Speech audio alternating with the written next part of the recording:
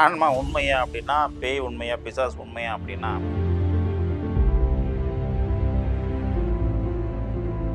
நான் கிறிஸ்துவத்த வணங்குறேன். அவங்களும் எழுதியிருக்காங்க. பேய் என்ற ஒண்ணு இருக்குது. அதுக்கு உடலும், ரத்தமும், சதையும் இல்லையே தவிர உயிர் இருக்கிறது.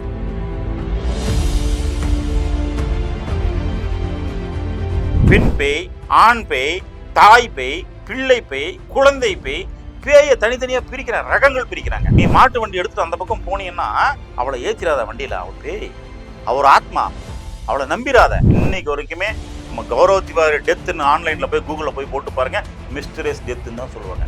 ஒரு ஆன்மீகவாதியும் சொல்லியாச்சு, ஒரு சித்தர்களும் சொல்லியாச்சு. இவ்வளவு பேர் சொன்னதுக்கு அப்புறம் பேய் இருக்கிறதுன்றது யாரை சொல்லணும்? ஆத்மா யாருங்க அப்படின்னு கேட்கறேன். இந்த எடுத்தவொடனே அடிக்கிறது, குடிக்கிறது, ஜாட்டி எடுக்கிறது, உட்டுக்கு அடிக்கிறது, இந்த படத்துல அப்படிலாம் கிடையாது. அது ஒரு உயிர். மனுஷன் எப்படி லவ் பண்ணுவானோ அப்படி லவ் பண்ணுங்க.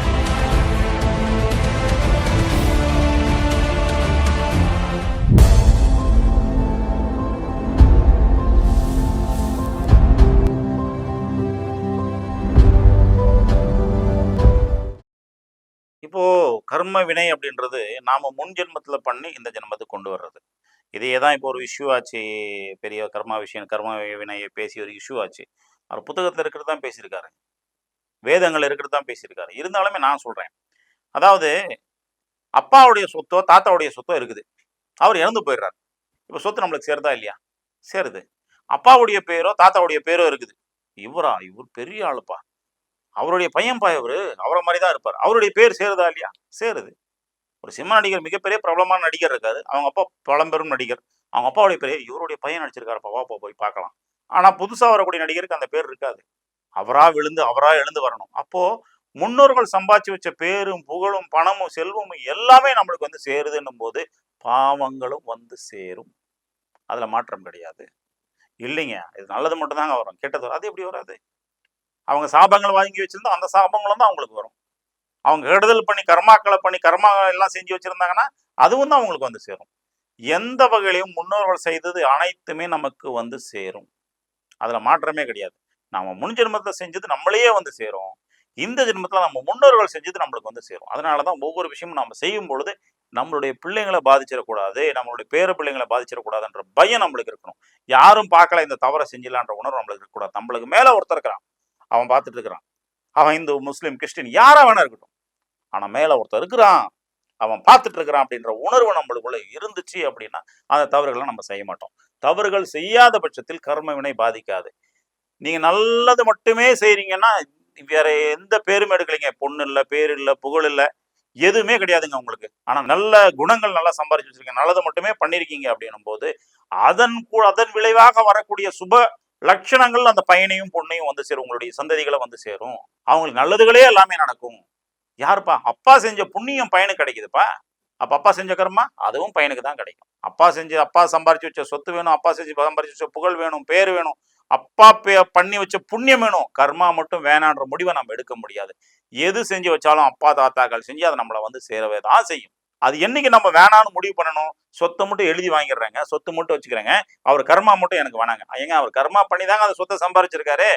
அப்படின்னும் போது நீங்க என்ன பண்ணணும்? சாமியை ஏமாத்த முடியாது, ஜனங்களை ஏமாத்தலாம், சாமியை ஏமாத்த முடியாது இல்லையா? இதை மனசுல வச்சுக்கணும். இது ரொம்ப ஆழமா போனோம்னா ரொம்ப பேருக்கு மனசு கஷ்டமா போயிடும். அதனால பெரிய விஷயமா கொண்டு போக விரும்பல. நாம எந்த தவறும் செய்யாம இருக்கிறது நம்ம சந்ததிக்கு நல்லது. அது கண்டிப்பாக வந்து சேரும். முதல்ல ஆன்மா உண்மையான்றதை பேசிடலாம். ஆன்மா உண்மையா அப்படின்னா, பேய் உண்மையா, பிசாசு உண்மையா அப்படின்னா, இந்த விஷயங்கள் எழுதுனது யார், இல்ல சொல்லி கொடுத்தது யார், எந்த காலத்துல இருந்து இது வருது, எந்த காலகட்டத்துல இருந்து வருது அப்படின்னு பார்க்கலாமே. இப்போ தமிழுக்கு இலக்கணம் எழுதினது யாரு? தொல்காப்பியர். அவருடைய இலக்கணத்தை தான் நாம படிச்சுட்டு இருக்கோம். ஆனா இன்னொன்னு சொல்றோம், அகத்தியர் அவர்கள் எழுதிய இலக்கணம் கடிக்காமல் போகவே தொல்காப்பியர் எழுதிய இலக்கணத்தை பயன்படுத்தி கொண்டிருக்கிறோம். நான் தொல்காப்பியர் கிட்ட வரல, அகத்திரையா கிட்ட வரேன். அகத்தியர் எழுதியிருக்கிறாரே தெளிவா, பேய்களையும் பிசாசுகளையும் ஆத்மாக்களையும் இறப்புக்கு பின்பு இருக்கின்ற ஒரு வாழ்க்கை முறையை பற்றியும் அகத்தியர் தெளிவுபடுத்தி இருக்கிறாரே. வேற யார் சொல்லணும்? நம்ம பேசுற மொழிக்கு முதலில் உயிர் கொடுத்தவர் அகத்தியர், அவரே சொல்லியிருக்கிறாரே. இல்ல நீங்க எந்த வழியாவது எடுத்துக்கோங்க, ஐயா வழி புத்தகம் எடுத்துக்கோங்க, அவரும் சொல்லியிருக்காரு. கந்த சஷ்டி கவசம் 1857 எழுதுனது, 57 பிறந்தவர் எழுதுனது, அவர் எழுதுனதுல எடுத்துக்கோங்க. பேய்களும் பிசாசிகளும் முனிகளும் காட்டேரிகளும் அவர் எழுதியிருக்காரு. எந்த வகையில நீங்க இல்ல நீங்க இஸ்லாமத்தை வணங்குறாங்க, அவங்களும் எழுதியிருக்காங்க ஜின் என்ற பேர்ல. நான் கிறிஸ்துவத்தை வணங்குறேன், அவங்களும் எழுதியிருக்காங்க. பேய் என்ற ஒண்ணு இருக்குது. அதுக்கு உடலும், ரத்தமும், சதையும் இல்லையே தவிர உயிர் இருக்கிறது. அவங்களும் எழுதியிருக்காங்க. வேதங்கள் எடுத்துக்கோங்க. வேதங்கள் எழுதியிருக்காங்க. பூதங்கள், பூத கணங்கள், பிரேதங்கள், பிரேத கணங்கள். முதல்ல இதை வர்ணிச்சது யாரு அப்படின்றது தெளிவா படிங்க. காரைக்கால் அம்மையார். பேய் இப்படிதாங்க இருக்கும். பேய் இருக்குன்னு எல்லாருக்குமே தெரியும். ஆனா பேயை வர்ணனை பண்ணது முதலில் காரைக்கால் அம்மையார். அவர் என்ன சொல்றாரு அப்படின்றத சொல்றேன் பாருங்க. காரைக்கால் அம்மையார் என்ன சொல்றாங்க அப்படின்னா, கொங்கை கிரம்பி நரம்பெழுந்து குண்டு கண் வெண்பார் குழி வயிற்று பங்கி சிவந்திரு பற்கள் நீண்டு பரடுடையார் நீள்கணை காலோர் பெண் பேய் அப்படின்றார். அதாவது என்ன சொல்றாரு, சிவந்திரு பற்கள், சிகப்பான பற்களாம், குண்டு கண்களாம், வயிறு குழி மாதிரி மிகப்பெரிய வயிறு உள்ள போயிடுச்சுன்னா எப்படி இருக்கும், அப்படி இருக்குமா, பரடு முடி நீட்டமா இருக்குமா. அப்ப இவ்வளவு விஷயங்களை காரைக்கால் அம்மையார் தெளிவுபடுத்துறாரு, வர்ணிக்கிறாரு. அவ அந்த காரைக்காமல இன்னொன்னு சொல்றாரு அந்த அம்மையார் அவர்கள் என்ன சொல்றாங்க அப்படின்னா, பெண் பேய், ஆண் பேய், தாய் பேய், பிள்ளை பேய், குழந்தை பேய், பேயை தனித்தனியா பிரிக்கிறாங்க, ரகங்கள் பிரிக்கிறாங்க. அப்ப காரைக்கால் அம்மையாரை விடவா நம்ம பெரிய ஆன்மீகவாதிகள்? இல்ல காரைக்கால் அம்மையாரை விடவா நம்ம சாமியை வணங்குறவங்க, பேயை நம்பாதவங்க? கொஞ்சம் யோசிக்கணும் இல்லையா? காரைக்கால் அம்மையார் யாரு? சிவபக்தை. மிகப்பெரிய தவத்திரு சிவபக்தியாக இருந்து தன்னுடைய உடலை முழுவதும் எடுத்து எறிந்து விட்டு வெறும் எலும்பு குண்டாலேயே தலைகீழ நடந்து போய் சிவனை வணங்கினவங்க தாய். அவருக்கு ஒரு கோயிலே இருக்கா இல்லையா? பேர்பட்ட காரகாலாமல் எழுதியிருக்காங்கல்ல அந்த பேயின்றது இதுதான் அப்படின்னு. இதை பத்தி சித்தர்கள் எழுதியிருக்காங்க. சித்தர்கள் சொல்றாங்க பாருங்க ஒரு வழி. கேழ்மகனே பெண் அவள் சிகவிரித்து திலகமிடாமல் தவித்து விடுவாள் தடத்தினிலே. தவித்து விடுவாள் தடத்தினில். அதாவது ஒரு வழி இருக்குதான், அந்த வழியில அவ தவித்து போய் நிற்கிறாளாம் அந்த பெண்ணானவள். அவ எப்படி இருக்காளாம், சிகையை விரித்து போட்டிருக்காளாம், நெத்தியில திலகம் இல்லையாம். ஆனா பெண் அவள். நீ மாட்டு வண்டி எடுத்துட்டு அந்த பக்கம் போனீங்கன்னா அவளை ஏற்றிராத வண்டியில, அவ பேய், அவர் ஆத்மா, அவளை நம்பிராத. இதை சித்தர்கள் சொல்றாங்களே, இவர் யார் தான் சொல்லணும் இல்லையா? ஒரு ஆன்மீகவாதியும் சொல்லியாச்சு, ஒரு சித்தர்களும் சொல்லியாச்சு. இவ்வளவு பேர் சொன்னதுக்கு அப்புறம் பேய் இருக்குதுன்றது யார சொல்லணும்? ஒண்ணு. ரெண்டாவது விஷயம் என்னன்னா, நாம இந்த காலத்துல பேயை நம்பலாமா அப்படின்னா, எவ்வளோ ஃபூட்டேஜஸ் இன்னைக்கு யூடியூப்லயே சோசியல் மீடியால போனீங்கன்னா எவ்வளவு ஃபூட்டேஜஸ் கிடைக்குது. பெங்களூர்ல ஒரு விஷயம் இன்னைக்கு இருக்குது, தெரியாதவங்க தெரிஞ்சுக்கோங்க. டொம்லூர் பகுதியில் ஒரு பில்டிங், ஒரு கால் சென்டர் நடந்துட்டு இருக்குது. அந்த கால் சென்டர் யதார்த்தமா ஃபயர் ஆயிடுது. அதை ஃபுல்லா உள்ள இருக்கிறவங்க கொஞ்சம் பேர் இறந்துடுறாங்க. இறந்ததுக்கு அப்புறமா பல வருஷ காலமா எவ்வளவோ பேர் அங்க உள்ள போய் இந்த வீடியோஸ் பண்றவங்க, பேயை பாடி பிடிக்கிறவங்க, அந்த மாதிரி போனவங்க எல்லாமே பத்திர அடிச்சு ஓடி வந்திருக்காங்களே தவிர முழு வீடியோ பண்ணவங்க ஒருத்தர் கூட கிடையாது. இதுல மிக ஹைலைட் என்ன தெரியுமா? கர்நாடகா மாநிலத்துல TV9 அப்படின்றது மிகப்பெரிய இடத்த பிடிச்சிருக்குது. தமிழ்நாட்டில் ஒரு மிகப்பெரிய இடம் பிடிச்ச ஒரு டிவி இருக்குன்னா அந்த மாதிரி கர்நாடகாவில் TV9 தான். அந்த TV9 அந்த ஆரம்ப காலகட்டத்தில் அங்கே போய் ஷூட் பண்ணிச்சு. அவங்களுடைய ஆங்கர்ஸே பயந்து ஓடி வந்த காலகட்டம் இருக்குது. அப்போ அங்கே இல்லவங்க அவங்கெல்லாம் ஓடி வராங்க. அப்போ கௌரவ திவாரின்னு ஒருத்தர் இருந்தார், டெல்லிக்காரர். இவர் முழுக்க இந்தியாவில் முதல்ல பேய்கள் இருக்கக்கூடிய இடத்துல போய் பேயை வீடியோ பிடிக்கலாம், அந்த வீடியோவை சோசியல் மீடியால போடலாம் அப்படின்ற கான்செப்டை கொண்டு வந்தவரை இந்தியாவுக்கு அறிமுகப்படுத்தியவர் அவர் தான். அமானுஷத்துக்கு கூடயே ஒரு வாழ்க்கையை பிரயாணம் பண்ணாருன்னு சொல்லிக்கலாம். அவர் டெல்லியில ஒரு இடத்துக்கு போறாரு. அந்த இடத்துக்கு அது பெரிய மிகப்பெரிய அமானுஷம் இருக்கக்கூடிய இடம், ஒரு பேய் பிசாசுகள்லாம் இருக்கக்கூடிய இடம். அந்த கௌரவ திவாரி போறாரு. அந்த போகும்போது பாத்தீங்க அப்படின்னா போயிட்டு வீட்டுல அப்பா கிட்ட சொல்றாரு, அப்பா என்னை ஏதோ பின்தொடர்றது போல இருக்குப்பா, எனக்கு அந்த உணர்வு வருதுப்பா. அப்பா என்ன நினைச்சார், 5000 வீடியோஸ் மேல பண்ணவரு, 5000 வீடியோஸ்னா ஒரு 6000 வீடியோஸ் பண்ணிருப்பாரு. அதுல ஒரு 1000 வீடியோஸ் எடுத்து விசாரிச்சிருப்பாங்க. எல்லா இடத்துலயும் நடக்கிறது. இவ்வளவு இடம் பார்த்திருக்கான், இது ஒரு விஷயமா, இவனுக்கு எப்பவுமே அந்த மாதிரி தான் இருக்கும் அப்படின்னு சொல்லி அனுப்பிச்சிடறேன். மனைவி கிட்ட போய் சொல்றாங்க, எனக்கு ஏதோ ஒரு மாதிரி இருக்கு, எனக்கு ஏதோ தொடர்ற மாதிரியே இருக்குது, என் பின்னாடி ஏதோ வர்ற மாதிரியே இருக்கு எனக்கு அப்படின்ற மாதிரி சொல்றாங்க. மனைவியும் பெருசா எடுத்துக்கல, போய் படுத்துருங்க அப்படின்னு. குளிக்க பாத்ரூம் போறாருங்க. அப்புறம் போய் பார்த்தா இறந்து கிடக்குறாரு. ஹார்ட் அட்டாக் வரக்கூடிய உடம்பும் கிடையாது, அப்பேற்பட்ட இதயம் கிடையாது. டாக்டரே சொல்றாங்க அதை. கரண்ட் ஷாக் அடிக்கிறதுக்கு எதுவுமே கிடையாதுங்க. கரண்ட் ஷாக் அடிக்கல. நீர்ல மூழ்கி இறக்குறதுக்கு ஒண்ணுமே கிடையாது. நீர்ல மூழ்கி இறக்கல. அப்புறம் எப்படி இறந்தார்? கௌரவ திவாரி இன்னைக்கு நான் உலகத்துல இல்ல, எப்படி இறந்தார்? Mysterious death. இன்னைக்கு வரைக்குமே கௌரவ திவாரி டெத்னு ஆன்லைன்ல போய் கூகுள்ல போய் போட்டு பாருங்க, மிஸ்டரியஸ் டெத்ன்னு தான் சொல்லுவாங்க. அப்படி அவருக்கு ஒரு இடத்துக்கு போயிட்டு வந்ததுக்கு அப்புறமா ஒரு பேயை ஃபாலோ பண்ணி போனதுக்கு அப்புறமாவே நடக்க வேண்டிய காரணம் என்ன? இதை விட எவ்வளவுங்க சொல்ல முடியும்? நம்ம பேய் இருக்குது அப்படின்ற விஷயத்த இனி எவ்வளவுதான் சொல்ல முடியும்? இந்த மாதிரி எத்தனையோ விஷயங்கள் இந்த உலகத்துல இருக்குது. இத்தனையும் இந்த உலகத்துக்கு உள்ளதான் நடக்குது. அதை பார்க்குற நாம என்ன பண்றோம்? நான் நம்ப மாட்டேன், நம்ப மாட்டேங்க அப்படின்னு ஒரு முடிவுல வாழ்றோமே தவிர, மனுஷன்னு ஒண்ணு பிறந்தா பேயின்னு ஒண்ணு இருக்குப்பா அப்படின்னு நம்ம முன்னோர்கள் சொன்னாலும் சரி, சித்தர்கள் சொன்னாலும் சரி, அது காரைக்கால் அம்மையார் போல ஆன்மீகவாதிகள் சொன்னாலும் சரி, யாரு சொன்னாலும் ஏத்துக்கிறது இல்ல. ஏன்னா நம்மளுக்கு தான் எல்லாம் தெரியுமே அப்படின்ற மாதிரி நாம இருந்துரும். இதுதான் விஷயம். அப்ப பேய்கள் இருக்குதா இல்லையா அப்படின்றதுக்கு ஒரு முற்றுப்புள்ளிங்க. அடுத்தது, இந்த பேய்கள் நம்ம வீடுகளுக்கு வருதா, போகுதா, நம்மள பிடிக்குதா, இதெல்லாம் உண்மையா அப்படின்னு பார்த்தோம் அப்படின்னா, மனுஷன பேய்கள் பிடிக்காம இல்லைங்க. மனுஷன பேய்கள் பிடிக்குது. ஒரு உடம்பு மேல ஒரு பேய் வந்து பிடிச்சதுக்கு அப்புறமா, அது உண்மையா இல்லையான்னு கன்ஃபார்ம் பண்றதுக்காக நான் இதுல வந்து ரிசர்ச் பண்ணியிருக்கேன். ரிசர்ச் எந்த அளவுக்கு பண்ணியிருக்கேன்னா, பிஹெச்டி பண்ற அளவுக்கு பண்ணியிருக்கிறேன். இந்த யூடியூப் சேனல்ல வீடியோ பேசுறதுனால மட்டுமே ரிசர்ச் பண்ணி வீடியோ பிஹெச்டி வாங்கிட முடியாது. தீசிஸ் குடுக்கணும் அவங்களுக்கு. நான் என்னென்ன ஆராய்ச்சி பண்ணேன்ற தீசிஸ் குடுக்கணும். அதெல்லாம் உண்மை நிரூபிக்கணும். ஏதோ ஒரு மூலையில உட்காந்து ஏதோ ஒரு கதைய எழுதி குடுத்து வாங்கிட முடியாது.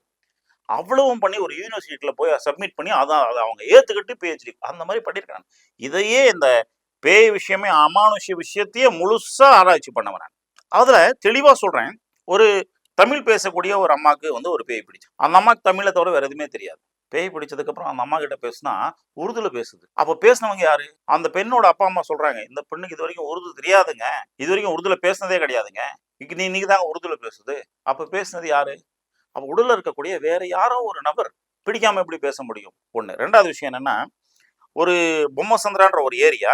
அந்த ஏரியால நான் ஏரியா முதற்கொண்டு சொல்றேன்னா, ஆதாரத்தோட நிரூபிக்கிறேன்னு அர்த்தம். பொம்மசந்திரான்ற ஒரு ஏரியா. அந்த ஏரியால இருந்து ஒருத்தர் ஒரு குடும்பத்தோட வராங்க. வரும்போது உட்காந்து சாமிய பார்த்துட்டு எல்லாம் பார்த்துட்டு இருக்கிறோம். மக்கள பார்த்துட்டு இருக்கும்போது, அந்த அந்த அந்த வீட்டுக்காரங்க வந்து சொல்றாங்க. என்னன்னு, எங்க வீட்ல தொடர்ந்து பிரச்சனைங்க, இது பிரச்சனைங்க, அது பிரச்சனைங்க, அதுக்காக வந்திருக்கேங்க.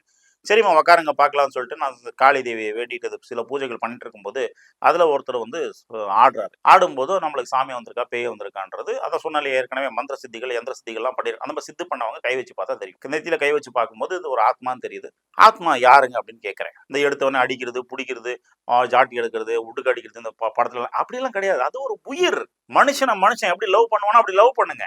நானு யாருப்பா, என்னப்பா விஷயம்? ஏன்னா இறந்து போனதே பெரிய பாவ செயலுங்க. ஐயோ! பாவமே இறந்துட்டாரே நம்ம சொல்றது இல்லையா? அப்ப பாவம் தானே. அத லவ் பண்ணணும். அத லவ் பண்ணி கேட்கிறேன். சொல்லுங்கப்பா, என்னப்பா விஷயம்? எதுக்காகப்பா இந்த உடல் மேல வந்தீங்க? யாருப்பா நீங்கன்னு கேட்கும்போது, அந்த மரியாதை நம்ம குடுக்கும்போது, அந்த மரியாதை அங்கருந்து எதிர்பார்க்கலாம். தாராளமா சொல்லுது. அத மீறி மரியாதை குடுக்காதவங்களுக்கு அதன் வழியில பேசலாம். அதான் அது சொல்லுது.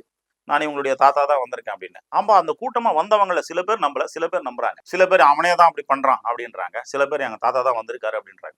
சரி, யாருக்கு இப்ப எல்லாருமே ஒத்துக்கணும்ப்பா. எல்லாரும் ஒத்துக்கிற மாரி ஒரு விஷயத்த நீங்க சொல்லுங்க. அவங்க தாத்தா தான் அப்படின்னாங்க. அவங்கள வீட்ல போய் பார்க்க சொல்லுங்க. வீட்ல ஒரு ஃபோட்டோ இருக்குது. அந்த ஃபோட்டோ சாமி ஃபோட்டோவ பின்னாடி இருக்கிற பலகைய பிரிச்சு பார்க்க சொல்லுங்க.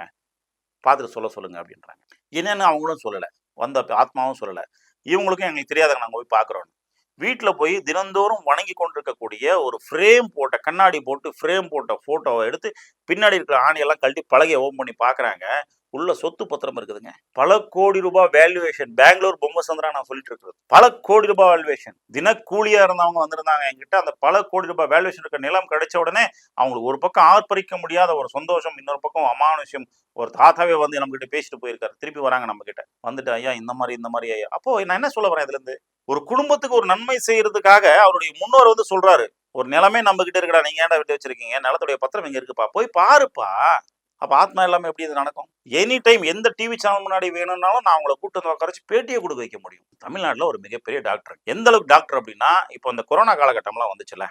அந்த கொரோனா காலகட்டத்துல அந்த டாக்டர கூப்பிட்டு வச்சு தான் ஆலோசனை பண்ணுச்சு தமிழ்நாடு கவர்மெண்ட். அன்னைக்கு இருந்த ஏடிஎம்கே கவர்மெண்ட். ஆலோசனை பண்ண டாக்டர்ஸ்ல அவரும் ஒருத்தர். அவரும் டீன் அவரும் ஒருத்தர். அப்பேற்பட்ட டாக்டர் நம்மளுக்கு வந்து போகக்கூடிய ஒரு சிஷ்யரா இருக்காருன்னு வச்சுக்கோங்க. அவர் சொல்றாரு, ஒரு அடர்ந்த காடு, நான் ஃபேமிலியோட போயிருக்கேன். ஃபேமிலியோட அங்க இருக்கிறேன். ஃபோன் பேசிட்டு இருந்தாங்க வெளிய, நான் உள்ள இருந்தேன். ஃபோன் பேசிட்டு இருந்தாங்க, ஓடி வந்துட்டாங்க உள்ள. ஒரு ரிசார்ட் அது. ஒரு காட்டுக்குள்ள ஒரு ரிசார்ட். ஓடி வந்துட்டாங்க உள்ள. வந்த உடனே என் குடும்பம்லாம் பயந்துருச்சு. என்னம்மாண்ணா, யாரோ ஒருத்தர் இந்த மாரி பேய்ப்பா அப்படின்னு அப்படி சொல்றாங்க. உடனே அவர் என்ன பண்றாரு, டோர லாக் பண்ணிட்டு உள்ள இருக்கக்கூடிய எப்படியும் ஒரு ரிசார்ட்ல வந்து கண்ணாடி போட்டு பெருசா ஸ்கிரீன் போட்டிருப்பாங்க. அந்த ஸ்கிரீனை மட்டும் ஓப்பன் பண்ணி பார்க்குறாரு. தெளிவா பார்க்குறாரு அவரு. தெளிவா ஒரு பேய், ஒரு அமானுஷ்ய சக்தி இருந்தத பார்த்துட்டு வந்து என்கிட்ட சொல்றாரு. நான் கண்ணால பார்த்தேங்க. நான் இதுவரைக்கும் பேய பார்த்தது இல்லைங்க. அன்னைக்கு கண்ணால பார்த்தேங்க நானு. அப்போ பேய பார்த்தவங்களும் எவ்வளோ பேர் இருக்காங்க. அதனால நன்மை அடைஞ்சவங்களும் இருக்காங்க. அதனால பாதிக்கப்பட்டவங்களும் இருக்காங்க. நான் அழகா இருந்தன்ற ஒரே காரணத்தினால பெண்ணை பிடித்த ஆண் பேய் இருக்கிறது. ரோட்ல போகும்போது அவன் சாப்பிட்டுட்டு போன அந்த சாப்பாடு எனக்கு வேணும்ன்றதுக்காக அவனை பிடிச்ச பேய் இருக்கிறது. இவனால தான் நான் இறந்து போனேன். இவன் ஆக்சிடென்ட் பண்ணி தான் நான் இறந்துட்டேன். இவன் என்ன காதலிச்சு ஏமாத்தி தான் நான் இறந்துட்டேன். இந்த குடும்பத்துக்காரன் இப்படி பண்ணி தான் நான் இறந்துட்டேன். அதனால அவனையே பிடிச்சு அவனையே கொல்லக்கூடிய பழிவாங்குதல் பேயும் இருக்கிறது. மொத்தமாக ஆத்மாக்கள் இந்த பூலோகத்தில் இந்த உலகத்தில் வாழ்ந்து கொண்டு இருக்கிறது. அவங்களுடைய காலகட்டம் எவ்வளவு நாள் வாழ்வாங்க அப்படின்றது அடுத்த கொஸ்டின். என்னன்னா, என்னைக்கோ பிறந்தாங்க, என்னைக்கோ இறக்க போறாங்க. அது நம்மளுக்கு தெரியாது. பிறந்தவங்க பிரம்மதேவருக்கு தெரியும், இறக்க போறது யம தர்மனுக்கு தெரியும். இது நாம கடைபிடிக்கக்கூடியது. அப்ப பிறந்த காலகட்டம் என்ன? 0 வயசுல பிறந்தாங்க. இறக்க போற காலகட்டம் என்ன? 80 வயசுல. 0 to 80 டிராவல் பண்றாங்க. இதுதான் ஒரு ஆயுசு இல்லையா? 80 வயசு வரைக்கும் வாழ வேண்டிய ஒரு நபர் 60ல இறந்துடுறார். 80 வயசு வரைக்கும் வாழ வேண்டிய நபர் 60ல இறந்து போயிட்டா, அப்ப மீதி இருக்கக்கூடிய 20 வருஷ காலம் இங்கேயே தான் இருப்பார். ஆத்மாவா தான் இருப்பார். அவர் பேயா தான் இருப்பார். அவருடைய காலகட்டம் அது. அந்த 20 வருஷ காலம் இங்கே இருப்பார். அவர் குடும்பம் மேல அக்கறையா இருந்தா குடும்பத்தோடு சேர்ந்து பிரயாணம் பண்ணுவார். குடும்பத்துக்கு நன்மை எது, தீமை எது, யார் நன்மை செஞ்சாங்க, யார் தீமை செஞ்சாங்க, குடும்பத்துக்கு ஏதாவது செய்வன செய்யறாங்களா, குடும்பத்துக்கு யாராவது எதிரிங்க இருக்காங்களா, வீட்டுல ஏதாவது திருடு போதா, அதுவா இதுவா நோய் நொடி வருதா அப்படின்னு பார்த்துட்டு இருப்பார். இல்ல அவர் ஒரு அந்த ஆத்மா வந்து நம்ம எப்படி ஜனங்கள்ல வாழும் பொழுது வீடை கண்டுக்காத ஒரு ஊதாரின்ற மாதிரி இருந்தவர் தானே அவரு அங்கேயே சுத்திட்டு இருப்பாரு. இவங்களை பிடிச்சிக்கிட்டு சாப்பாடு வேணும்னு கேட்டுக்கிட்டு அடி வாங்கிட்டு அங்கங்க சுத்திட்டு இருப்பார். ஆனா அந்த 20 வருஷ காலம் இங்கதான் இருப்பார். ஒருவேளை 0 to 80 டிராவல் பண்ணும்போது கரெக்டா 80வது வயசுல இறந்தாருன்னா ஒரு நாள் கூட இங்க இருக்க மாட்டார். இறந்த முடிச்சு அந்த காரியம் முடிச்சு விளக்கு பார்த்து காரியம் முடிச்ச கையோட அவர் மேல போயிடுவார். இதுதான் ஆத்மாக்கள் வாழக்கூடிய காலகட்டம். இந்த காலகட்டத்தை நான் ஆராய்ச்சி பண்ணியிருக்கேன். அப்ப ஆத்மாக்களுக்கும் காலகட்டம் இருக்குது. இவ்வளவு நாள் தான் இங்க வாழ முடியும், அதுக்கு மேல இருக்க முடியாதுன்றது. குடும்பத்தோடையும் சேர்ந்து வாழுது. யாருக்கும் தெரியாம தானா இருந்துகிட்டு குடும்பத்தோடையும் சேர்ந்து வாழுது. நம்ம வீடுகள்ல பார்த்தா அப்பப்போ சொல்லுவோம், இன்னைக்கு கனவுல வந்தாரு, ஏதோ சொல்லிட்டு போனாரு. அடுத்த நாள் பார்த்தா ஒரு கெட்டது நடந்திருக்கும். அப்ப நேத்து வந்து உங்களுக்கு சமிக்கை கொடுத்துட்டு போயிருக்காரு, நாளைக்கு ஒரு கெட்டது நடக்க போகுதுப்பா, பத்திரமா இருப்பா அப்படின்னு ஒரு சமிக்கை கொடுத்துட்டு போயிருக்காரு இல்லையா? அந்த மாதிரி விஷயங்கள் நடக்குது. இந்த மாதிரி ஆத்மாக்கள் எல்லாரோடையும் பிரயாணம் பண்ணுது, எல்லாரோடையும் வாழுது. நம்மளுடைய முன்னோர்கள் நம்மளோட இருக்காங்க. ஆத்மாக்கள் இல்லாத உலகம் கிடையாது. என்ன சிட்டியில வந்து வீடுகள் அதிகமாயிடுச்சு, ஒரு கிரவுண்ட் ஒரு ஸ்கொயர் ஃபீட் லெவல்ல விற்கிற அளவுக்கு சிட்டியில ரொம்ப பெருசாயிடுச்சு. அப்ப மனிதர்கள் அதிகமாயிட்டாங்க. மனிதர்கள் அதிகமான காரணத்தினால பாசிட்டிவ் எனர்ஜி அதிகமாயிடுச்சு. பாசிட்டிவ் எனர்ஜி அதிகமாயிட்டதுனால பாசிட்டிவ் எனர்ஜி இருக்கிற இடத்துல பேய்கள் இருக்காது. ஏன்னா அதுக்கு தேவையானது அங்க இல்ல. நம்மளுக்கு தேவையானது ஆக்சிஜன். இமயமலையில அது இல்லை, அதனால அதிகமான மக்கள் போய் அங்க குடியேறி வாழ்றது இல்லை. அதே மாதிரி அங்க போனோம் நம்ம என்ன பண்றோம், ஆக்சிஜன் சிலிண்டர் கொண்டு போறோம். வேற கிரகத்துல இப்போ போய் வாழணுமா வேணாமான்னு எதை வச்சு பாக்குறாங்க, அங்க ஆக்சிஜன் இருக்கா இல்லையான்னு பார்த்துட்டு இருக்காங்க இல்லையா? அப்போ நம்மளுக்கு தேவையான ஆக்சிஜன் இருக்கா இல்லையா நாங்க பாக்குறாங்க, இருந்தா போய் வாழ்வாங்க இல்லைன்னா. அந்த மாதிரி பேய்களுக்கு தேவை ஆத்மாக்கள், பேய்ன்றதை விட அது ஒரு ஆத்மா. அந்த ஆத்மாவுக்கு தேவையான எனர்ஜி எங்க இருக்குது? காட்டு பகுதிகள்ல, வில்லேஜஸ்ல, அந்த மாதிரி இடங்கள்ல அதிகமா இருக்குது. ஏன்னா எங்கேயோ ஒரு வீடு இருக்கிறதுனால அந்த இடங்கள்லாம் ஆத்மாக்கள் இருக்குது, வாழுது, இருக்குது, செய்யுது. சிட்டில அதிகமா இருக்கிறது இல்ல, ஆனா இருக்குது அங்கங்க ஒண்ணு. இதுதான் விஷயம். நான் செய்த இந்த 16 வருட கால ஆராய்ச்சி, 16 வருட கால ஆராய்ச்சிக்கு அப்புறம் அந்த 4 வருடங்கள் அதை சேகரித்து புத்தகங்களா பல ரைட்டர்ஸ்க்கு அசிஸ்டன்ஸா இருந்து எழுதி கொடுத்தது. அப்புறம் இப்போ நான் எழுத ஆரம்பிச்சிருக்கேன், புத்தகங்கள் வெளியிடல. ஆனா தீசிஸ் பண்ணி நான் பிஹெச்டி வாங்கியிருக்கிறது. இவ்வளோ விஷயங்களையும் ஒரு அரை மணி நேரத்துல உங்களுக்கு சொல்லிட முடியாது. ஸோ தொடர்ந்து நம்ம இதை பத்தி பார்க்க போறோம். இந்த ஆத்மாக்கள், பேய்கள், பிசாசுகள், ஆன்மீகம், மாந்திரீகம், அமானுஷ்யங்களை மொத்தத்தையும் இன்னும் தொடர்ந்து பார்க்க போறோம். அது வரைக்கும் நன்றி, வணக்கம்.